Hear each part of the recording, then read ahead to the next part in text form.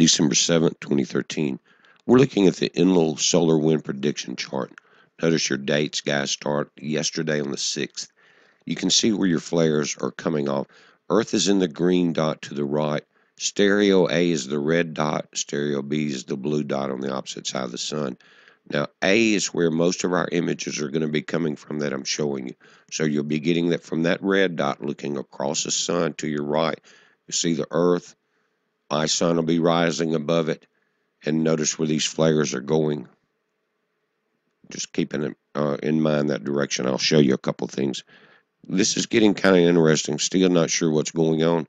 Notice back on the 28th, that's the day of perihelion. Everyone saw that image in several different cameras. No one knew what it was. Lens flare, whatever, don't know. But it appeared to be on the camera.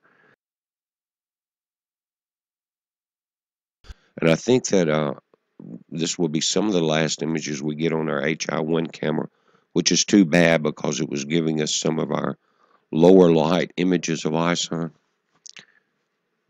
Check that out. That thing is packed full, guys.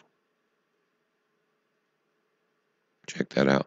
Now, I want to go to newer images. These are 7 days later. Now, look what pops up on the left. A couple other things in this image that are not quite right. Notice this flare is coming out from the center. It's not directed at ISON. Now, 7 days later, what pops up on the left. And I'm going to stop this and show you a couple things. ISON's climbing out of the right. One flare follows it. Then the strong flare comes straight out towards Earth. But look behind Earth. 7 days later.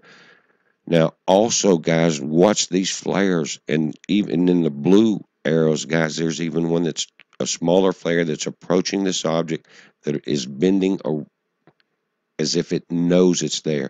Now, what it's looking like here, not a sun flare, it looks like you can see through an object and that it's slightly magnified as if it was glass. Now, people say, well, if it was something there, wouldn't you be able to see it that close? Not if you can see through it. But guys, again, watch this. Center flare comes out, starts to bend around. Look at that bend before it gets to Earth, guys. Now, not sure what's going on there. Here's an overlay of the sun. A lot of activity coming off that side. But I want to show you something else here. Watch as they come out. Again, watch the solar wind from these flares. Watch how they bend and project after that center blast comes out towards Earth. It's coming in. Here's your object. Everything's starting to turn. There's ISON at the top. Now, another instrument that you could use that would sense the presence of anything else around Earth, and Earth is that small dot in the center of the black dot. The white side of the dot represents the sun-facing side. It's daylight.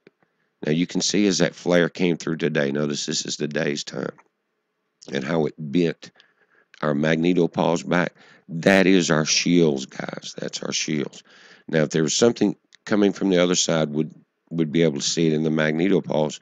Notice how, as the flares hit it from the right, it flames out at the back. See the yellow? Notice the auroras in the blue come out behind the Earth there, guys. That's what you're seeing, that blow off. Now, what would happen if something approached the back of the Earth would look kind of like what it's looked like right here today.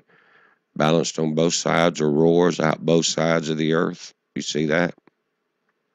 Actually, more pressure on the left side than the right. I don't know what this is, guys. A lot of people are talking about it. We'll see. We're also going to be watching ISON. Heads up.